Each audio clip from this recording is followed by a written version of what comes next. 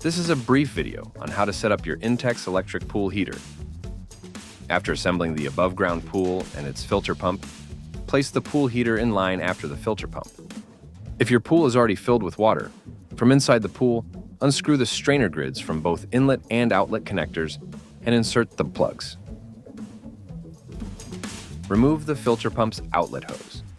Then, attach it to the pool heater's upper outlet hose connection. Attach one end of the short hose from the filter pump's outlet to the pool heater's lower inlet hose connection.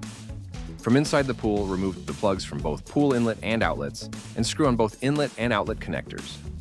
Turn the pool filter pump on. Check to see if water is flowing through the pool heater. Then plug in the pool heater and turn on the pool heater. The indicator light will turn green when the heating system is activated. Before getting in the pool, please go through the pool safety checklist.